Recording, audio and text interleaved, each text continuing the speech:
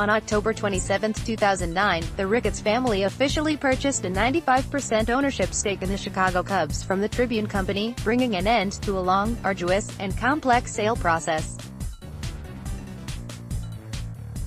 Now, thanks to a cache of emails and documents obtained by Deadspin, more details from that process can be revealed than ever before, providing an unprecedented insider's view of an MLB team sale.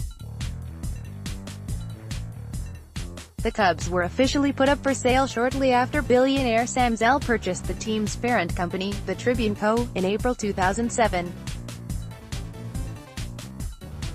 Zell took control through a leveraged buyout, a technique that allows the buyer to borrow heavily in order to make a purchase and then saddle the existing company being purchased with the resulting debt, worth $8.2 billion, leaving the Tribune with $13 billion in total debt.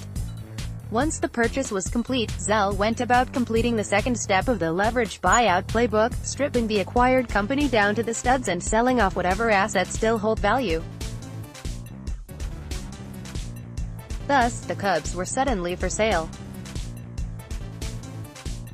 The documents and emails below come from the inbox of Joe Ricketts, founder of TD Ameritrade and billionaire patriarch of the Ricketts family.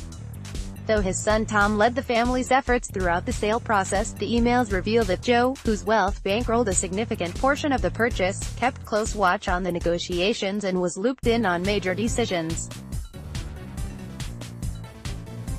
Scores of conference hall notes, financial analyses, bid presentations, and other documents and updates related to the sale found their way into Joe's inbox. Of all the assets Joe Ricketts has secured in his 77 years, and there are many, a ranch in Wyoming is, read more. The Ricketts family were one of the first bidders to pursue the Cubs, and by the summer of 2008, Joe Ricketts was regularly receiving updates about Project Northside, which is what the family codenamed their quest for the team. These emails depict the purchase process as a Herculean task, spanning years and requiring the efforts of an ever-expanding cast of lawyers, consultants, and bankers. They reveal new details about the tax-dodging particulars of the sale and a near-deal-wrecking amount of late-stage animosity between the Ricketts and the Tribune, and provide further insight into the exploding value of MLB franchises, and how that explosion has changed what it means to own and root for a baseball team.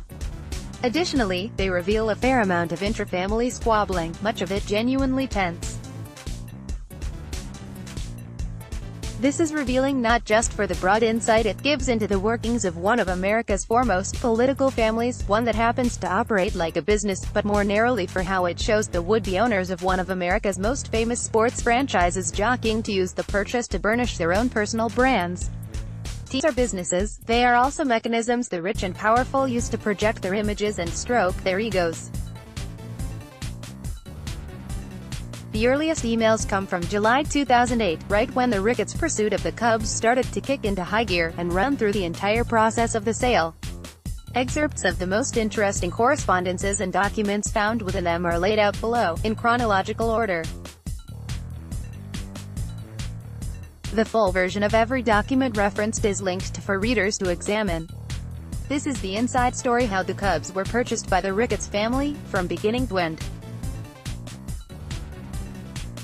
July 1, 2008, Joe Ricketts received an email from an attorney at Foley. "Oh, I am attaching a confidential memorandum that discusses the seller's proposed tax structure, which one of our tax partners prepared. The unique structure raises a lot of questions, and the answer to each question tends to raise another question. Therefore, the memorandum is lengthy and not light reading. Please do not hesitate to let us know if you have any questions or other reactions to the memorandum. Also, there are some potential tax planning opportunities that this memorandum does not address in detail, so it is likely that we will be supplementing the memorandum with additional advice. Thank you." Attached to that email was a document titled "Outline of Tax Issues," which explained exactly how Zell and the Tribune planned to sell the Cubs without having to pay any taxes on the revenue produced by the transaction. Zell's plan to pull a fast one on the IRS began with his purchase of the Tribune, when he reclassified the company as an S-corporation, a complicated accounting trick that involved altering the Tribune's shareholder structure to make it exempt from federal income taxes. Selling the Cubs presented a problem, though, because any such sale that took place within 10 years of the election would expose the Tribune to paying gains taxes. But, as the tax issues memo explained, Zell had another idea for how to solve the problem of paying taxes. What's being described here is a leveraged partnership. Under this plan, the Tribune wouldn't technically sell the Cubs to the Ricketts, but would instead partner with them to form a new limited liability corporation which would own the Cubs and in which the Ricketts would have a controlling stake. Then, the LLC would load itself down with as much debt as possible and funnel the borrowed cash to the Tribune. The Tribune would get cash-rich but remain in debt without ever actually technically selling the Cubs, and the Ricketts would get control of the Cubs without ever actually buying them from the Tribune. Only when the partnership was safely clear of the 10-year window would the Tribune officially sell its remaining stake in the Cubs to the Ricketts. At no point in the tax issues memo or in any of the Project Northside-related emails that hit Joe Ricketts' inbox does anyone express any concerns that the Tribune's scheme was immoral and legally dubious. The memo does mention that the IRS might take issue with the leveraged partnership, but only to assure the Ricketts that they would not be in danger of an audit, and that the Tribune would like to be indemnified should the Ricketts do anything that triggered a gains tax on the new partnership.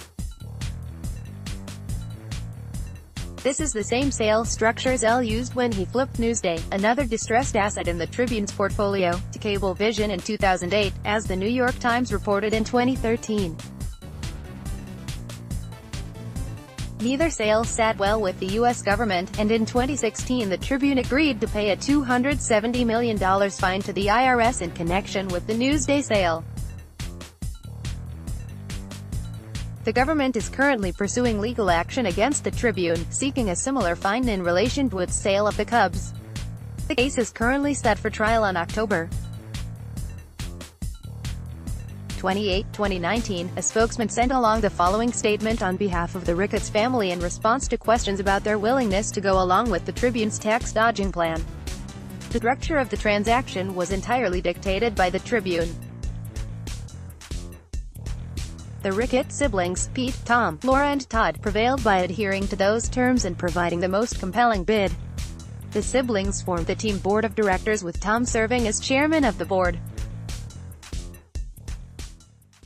Joe Ricketts has no role in the operations of the Cubs and derives no financial benefit from the team. From day one of their ownership, the Ricketts siblings promised they would be good neighbors to the city of Chicago, preserve Wrigley Field for future generations and win a World Series. They have delivered on those promises in every way, from millions of dollars in donations and investments through Cubs charities, to a $1 billion investment into Wrigley Field and the neighborhood, to putting together the business and baseball talent to win the 2016 World Series and end a 108-year championship drought. Sam Zell declined to comment on this story. When asked about the tax-avoiding benefits of the leveraged partnership structure and the IRS's case against the company, the Tribune referred to comments made in its latest 10-K filing. We continue to disagree with the IRS's position that the transaction generated a taxable gain in 2009, the proposed penalty and the IRS's calculation of the gain. During the third quarter of 2016, we filed a petition in U.S. Tax Court to contest the IRS's determination. We continue to pursue resolution of this disputed tax matter with the IRS. If the IRS prevails in their position, the gain on the Chicago Cubs transactions would be deemed to be taxable in 2009. We estimate that the federal and state income taxes would be approximately $225 million before interest and penalties. In January 2019, the Tribune finally sold their remaining 5% stake in the Chicago Cubs to the Ricketts family. July 2, 2008. In addition to helping the Tribune avoid taxes, the Ricketts had to start thinking about how they were going to finance their purchase of the Cubs, which came with an initial price tag nearing $1 billion. The Ricketts were going to have to borrow money, a lot of money, in order to make a competitive bid, so fully MLB teams must comply with the league's debt service rules, which under the current CBA state that a team cannot carry debt that exceeds 8 times its earnings before interest, taxes, depreciation, and amortization (EBITDA). The rules were a little more forgiving back in 2008, the limit was 10 times EBITDA, and a memo prepared by Foley. The memo expressed bigger concerns, though, about how the Tribune's tax-avoiding sale structure might complicate things to the point that MLB wouldn't approve the sale. According to the memo, the Tribune's proposal could potentially cause problems not just because the initial deal would require the team to carry a lot of debt, but because attempts to service that debt might expose the Tribune to tax liability and thus trigger the indemnification clause that would place that liability on the Ricketts. Going by the memo's analysis, this would put the Ricketts in a paradoxical position, needing to pay down their debt in order to avoid violating MLB rules, but needing to avoid doing so in order to avoid triggering a tax payment. This was described as a seemingly existential threat to the Ricketts' chances of acquiring the team. This was more worrying than was necessary.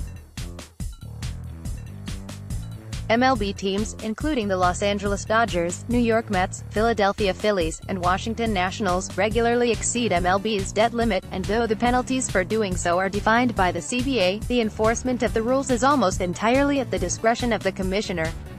As later documents make clear, the Ricketts were able to acquire the Cubs while carrying much more than $349 million in debt. July 7, 2008. Even though it would ultimately prove unimportant, the debt issue remained a headache for those working on Project Northside. Notes from a conference call that included Tom, Pete, and Laura Ricketts and a handful of attorneys and financial advisors revealed that the proposed debt structures provided to them by J.P. Morgan and other banks went far beyond MLB's limits. July 17, 2008. Nevertheless, the Ricketts drove ahead, and the next step was to get an in-depth analysis of just how much the Cubs were actually worth. The family dispatched Gladiota Sports Partners, GSP, a company that consults on pro sports transactions, to prepare an investment analysis. The resulting report, which is 102 pages long, was sent around to the family. The report's main conclusion was unsurprising. The Cubs represented a bulletproof investment opportunity, and were thus worth spending over $1 billion to acquire. GSP made their case with various tables and charts, each one demonstrating that the Cubs were all but immune to suffering the consequences of external and internal economic fluctuations. Here's one showing the sharp increase in franchise values occurring independent of the stock market. Here's one showing that, no matter how high ticket prices rise or how much the team sucks, Cubs fans will just keep forking over their money and showing up to games. One of the more interesting pages in the report sees GSP trying to explain exactly why sports franchise values had begun growing so dramatically, as a way of explaining why it was reasonable to borrow massive sums of money from banks in order to purchase one. Sure, ticket prices increased steadily and broadcast rights got much more expensive, but those factors alone couldn't explain how the aggregate franchise value doubled from 2000 to 2008. GSP's way of answering this question was to say that, well, sports franchises are just special. July 18, 2008. The Ricketts found GSP's report convincing, and on the day of the deadline for opening bids, they sent their initial purchase proposal to the Tribune. At that point, the Ricketts were willing to pay between $950 million and $1.15 billion for the team. The bid also made it clear that the Ricketts were happy to go along with the Tribune's shady tax-dodging scheme. July 20, 2008, 2 days after sending their opening bid, Laura Ricketts, an Obama and Hillary Clinton donor, who is the former chairwoman of an LGBTQ super PAC known as LPAC, sent an email to her father and her brothers Pete, current Republican governor of Nebraska, Tom, current chairman of the Chicago Cubs, and Todd, current RNC finance chairman, raising for the first time an issue would become an ongoing source of tension within the family, the fact that Tom was enjoying most of the media spotlight. Hi, Dad and all. I have scheduled 2 hours for our call this Friday. Also, as I do not have a background in finance, it would be helpful for me to visit with Tom afterward to be sure I fully understand. Regarding the media coverage, judging from the articles I have seen in the WSJ and Tribune, their reports may mostly be based on who actually signed the bid letters, as opposed to Tom's request to the Tribune business editor. So, we may still have to watch how we are portrayed in the Tribune at least. Also, their reports now make it seem like it is Tom bidding as an individual as opposed to the family, which is still inaccurate. But, at least for now, we seem to have gotten rid of the Omaha designation. This is relevant to the issue I raised during our private family conference call on Friday. Now that this process is underway in receiving more media coverage, obviously we are going to have to pay more attention to how we manage the media. We should all be informed and have input on how the media is being managed. The media coverage is also part of the broader issue of the impact the acquisition of the Cubs would have on our lives, particularly those of us living here in Chicago, which we have not yet discussed to date. Best. Laura. Tom responded diplomatically. Hey Laura, I did flag the new inaccuracy to Dennis and Scott and we will look to clean it up. We got the Omaha out but need the family in. I don't know when that will be because we told everyone that we were not interested in being in any more media. On the other hand, if you prefer a lower profile, this is not the worst outcome. I don't believe that the writers saw the bids. We submitted very late in the day for a leak to make the deadline and the articles don't mention the other people we know to be bidders. I think the Trib thought they were doing what I asked them to do and the WSJ implied family money through the son of language. Also keep in mind that newspapers always look to use the fewest number of words to make their point. On other PR fronts away from the Trib and WSJ, I referred 4 or 5 other calls directly to Res Publica, Sun-Times Sports Writer, Reuters, AP, Channel 7. None of these amounted to anything. After the call yesterday, I decided not have a written statement to send out because the statement would be quoted by everyone and we are trying to avoid any quotes. It is also not clear what the NDA would say about a statement. I have spoken to writers at Cranes, Bloomberg, and will meet the guy covering this at the NYT. The logic of talking to the writers is to tell them that we intend to respect the NDA but want them to be accurate about the family and to have an established dialogue if, when we ever need to talk to them. Overall, we are being very proactive on the media front and I think we are fairly well positioned. I am happy to give more detailed updates if anything comes up. On the bigger picture on how it will affect our lives, I agree we should all be thinking about these issues. If anyone has any suggestions on what we should be doing, let's have a discussion. Tom. July 23, 2008. The family received word that they would be moving on to the second round of bidding, and that their team would have access to an electronic data room, in which they would be able to find all the documents they'd need to complete the due diligence portion of the transaction. Tom shared the news via email, and revealed that private equity mogul John Canning Jr., who at one point was seen as the favorite to land the team, had not made it out of the first round.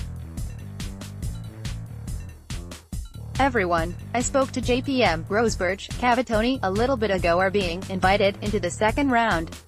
2 follow-ups. 1. We need to provide them a full list of people that need to have access to the electronic data room. 2. Dates to meet with Tribune folks in August. They did not tell me how many bidders there were. They did say we had a professional presentation and they said the Tribune board was very impressed. They mentioned the Trib board several times. Also, a Tribune reporter called me and told me that Canning was not invited back and their source was reliable. He also said that a Canning source did not deny that but said that they expected things to be fluid. So who knows what is next for them? I doubt that it is over for them. I did, once again, remind the JPM folks that we are interested in a fair process. They threw the fiduciary word out 10 times and then we moved on. That's all for now. Out with clients and we will touch all the PR bases in the morning. July 25, 2008, the family started thinking seriously about how they were going to finance their purchase. The first step in that process was getting yet another presentation from GSP. This was called the Debt Primer Presentation, and it explained, in great detail, how and why the family should take on hundreds of millions of dollars of debt in order to buy the team. The report starts with a brief history lesson explaining how big banks and lenders got involved in sports acquisitions. This slide explains that as the values of sports franchises grew, so did the need of purchasers to seek financing from brawnier financial institutions. But the big banks were hesitant at first, and for good reason. Despite franchise values rising, actual cash flows remained relatively static, ostensibly making it difficult for teams to service their debt. At some point, however, the big banks got into something that any longtime sports fan could have told them: owning a sports franchise, and thus financing the purchase of a sports franchise, is one of the most lucrative scams in America.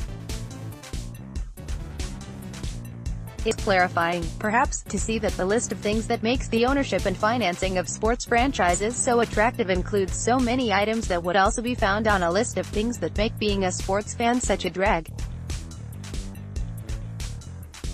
What this slide describes as the complete insulation of owners from any real consequences. It doesn't matter if the team is run horribly and no cash is coming in, because they can just cut payroll. The value of a franchise is never going to truly bottom out because leagues are legal monopolies. A bad owner can always just sell his inevitably value-enhanced team for a huge windfall, and even if things get really dicey, the league itself will always be there to provide a bailout, as it did with the Expos. Never mind that doing so allowed Jeff Loria to complete his utter destruction of Montreal's franchise with enough money left over to buy the Florida Marlins and fuck over yet another fanbase. The bank's conclusion is clear: if even Jeff Loria can run an MLB team into the ground and still come out in the black, why wouldn't we loan literally any schlub $400 million to buy a team? This is perhaps a good time to zoom out and consider MLB's recently frozen free agent market.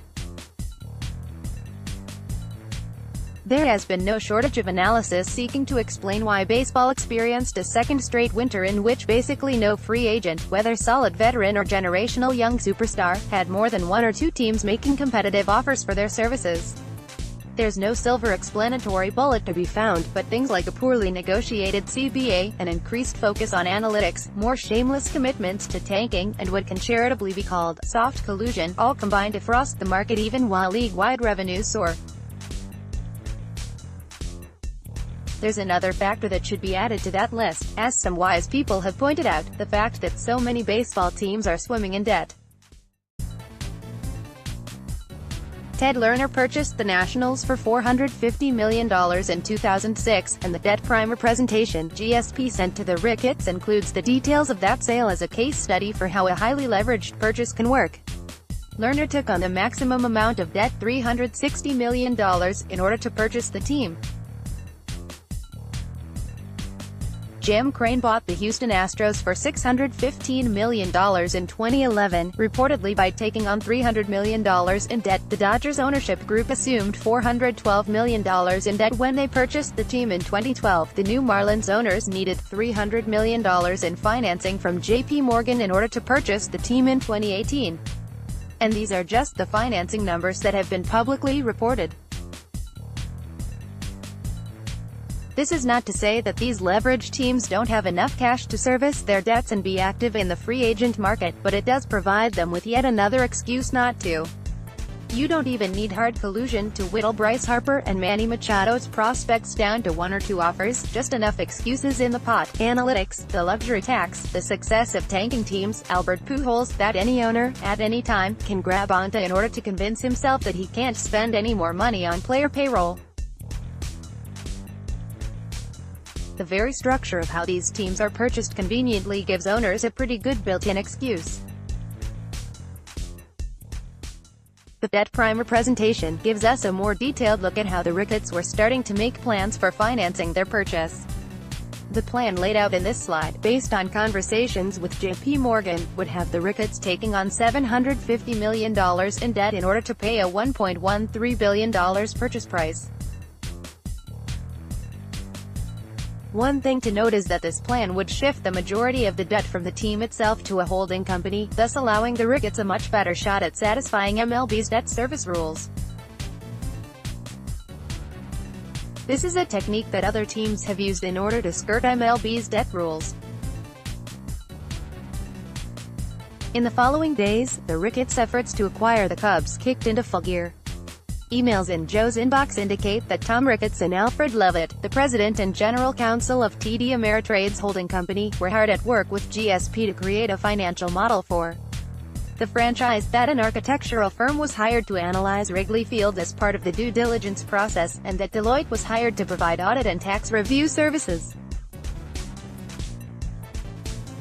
The family also retained former Arizona Diamondbacks president Rich Dozer to serve as a consultant. September 5, 2008, the Project Northside team held another conference call, the notes from which were circulated afterwards.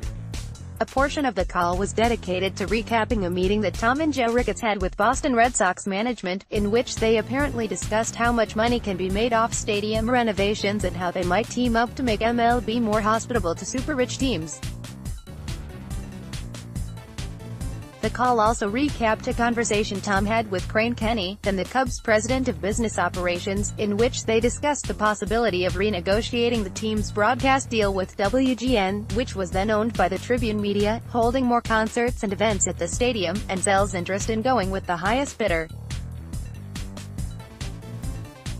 September 6, 2008, the family received a benchmarking analysis from GSP, which used information about the Cubs obtained from the secure data room, along with various financial assumptions, to paint a picture of the team's current and projected finances.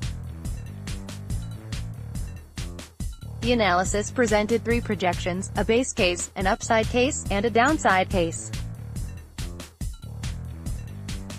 Even the downside case, which is the most pessimistic projection, still comes with a 4.3% internal rate of return (IRR), a metric that estimates the profitability of an investment. High IRR is good, low IRR is bad. All three of these cases also assume a $1.1 billion purchase price and $700 million in financing. The actual price tag for the team ended up being $845 million, which required just $450 million in financing. Each case also projected a steady increase in player costs, but the Cubs' player payroll actually took a few dips in the years after the Ricketts took over the team. The upside and base cases also project the team to have a solid chunk of levered operating cash flow, the amount of cash a company has left over after meeting all of its financial obligations. By 2018, it's not surprising to see that the Cubs, a storied franchise with consistently great attendance and a dedicated fan base, profiled as a good investment, but the analysis also assumed that the Ricketts would pursue certain value creation opportunities, such as stadium renovations and instituting a PSL program, a practice popularized by NFL teams which requires fans to pay a fee just for the opportunity to purchase season tickets. The analysis in the base case attributed 8 to 9% of the total overall value of the team to potential net revenue produced by these opportunities. The analysis suggested specific stadium renovations that could be taken on, each of which came with a strong projected IRR. This table shows projected annual net revenues produced by these improvements rising above $50 million in both the base case and upside case. It's hard to say if the team ultimately reached these particular benchmarks. They have yet to get around to creating a PSL program, but continue substantial renovations at Wrigley Field that began in 2014. What these numbers do show, though, is that the ongoing stadium